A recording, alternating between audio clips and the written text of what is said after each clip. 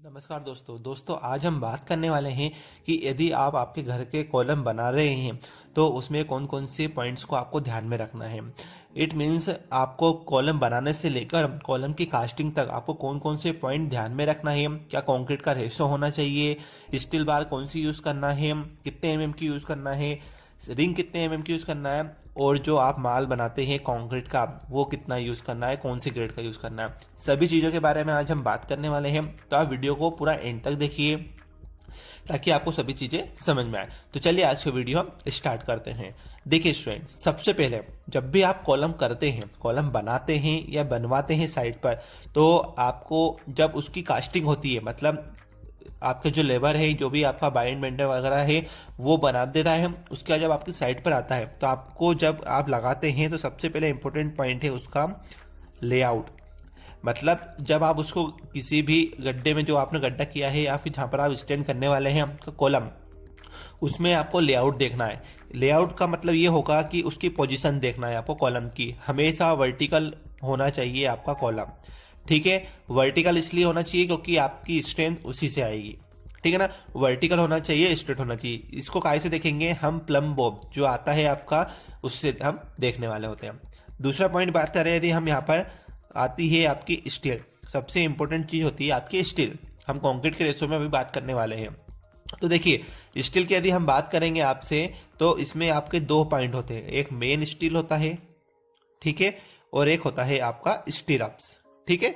अब main steel जो होता है, जैसे कि हम इमेज में आप देख पा रहे हैं कि जो मेन स्टील होता है, वर्टिकल बार जो होती है, वो आपको 12 एमएम से कम नहीं देना है। मतलब आपका मिनिमम 12 एमएम तो होना ही होना चाहिए, ठीक है। इससे ज्यादा का आप यूज कर सकते हैं यदि आप मल्टी स्टोरी बना रहे हैं। यदि आप नॉर्मल घर बना रहे हैं 3 मंजिल तक का, उसमें आप 12 एमएम का सरिया दीजिए मेन स्टील में, ठीक है। अब आपकी जो स्टीरअप्स होती है, जिसको हम क्या बोलते हैं, रिंग भी बोलते हैं, ये रिंग की जो डायमीटर होती है वो आपका कम से कम 8 एमएम होना चाहिए।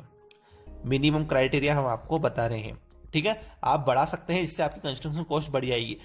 लेकिन यदि आप अच्छे से बना रहे हैं तो जैसे 12 एमएम का मिनिमम सरिया है तो उसके साथ 8 एमएम का स्ट्रेप्स यूज कीजिए। 16 एमएम का यूज कर रहे हैं तो आप यहाँ पर 10 एमएम इसको यूज कर सकते हैं, ठीक है। तो ये है आपका मेन स्टील और स्ट्रिप्स के बारे में, ये चीज आपको समझ में आ गई। अब हम आपको एक और चीज बता देते हैं स्टूडेंट, कि जैसे आपका दो टाइप के कॉलम होते हैं, एक होता है आपका रेक्टेंगुलर और एक होता है आपका सर्कुलर। अब रेक्टेंगुलर में आपको मिनिमम जो बार होती है वो 4 बार यूज करनी है, यहाँ पर 1 2 3 4। लेकिन सर्कुलर के केस में आपको 6 बार यूज करना है, 1 2 3 4 5 और 1 6। मतलब जिस हिसाब से भी आपका लेआउट बनता है सर्कुलर का, उस हिसाब से आपको यूज करना है। तो मिनिमम क्राइटेरिया 4 बार का है और सर्कुलर के लिए 6 बार का है। ये हम नहीं बोल रहे, ये बोल रहा है आपका IS 456 2000, ठीक है, 2000। इतना समझ में आया आपको। अब हम इसकी बात कर लेते हैं कंक्रीट रेशो की, ठीक है।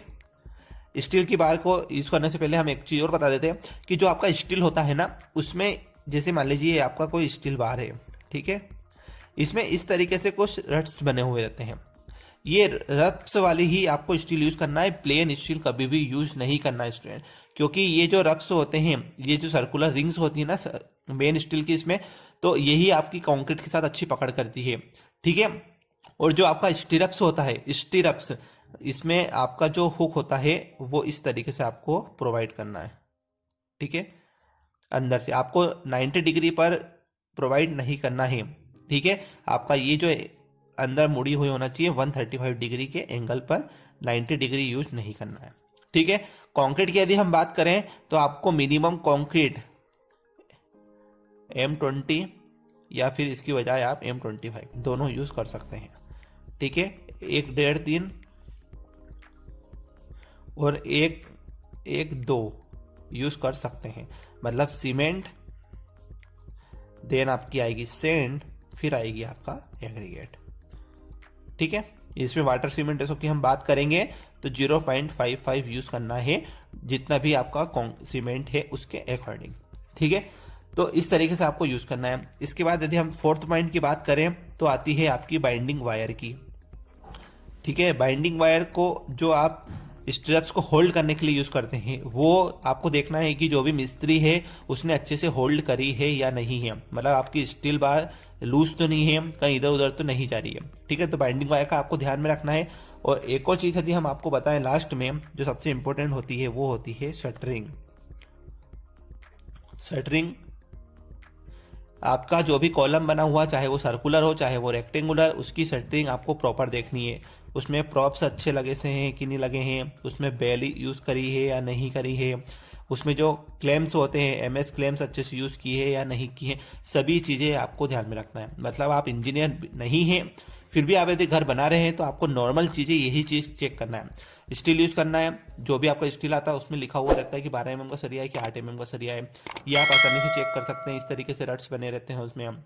कंक्रीट का माल एक बार आप पूछ लीजिए मिस्त्री से कि कौन सा माल बन रहा है, तो वो बता देता है कि इतना माल बन रहा है, कि 1 बोरी सीमेंट है, 1.5 बोरी आपका, 1.5 तगारी आपका क्या है सेंड है, 3 तगारी आपकी एग्रीगेट है। इस तरीके से आप उसको यूज कर सकते हैं। ठीक है, तो ये था आपका कॉलम के लिए कुछ इंपॉर्टेंट पॉइंट। यदि आप 3 मंजिल तक का घर बना रहे हैं तब आप इसको यूज कर सकते हैं।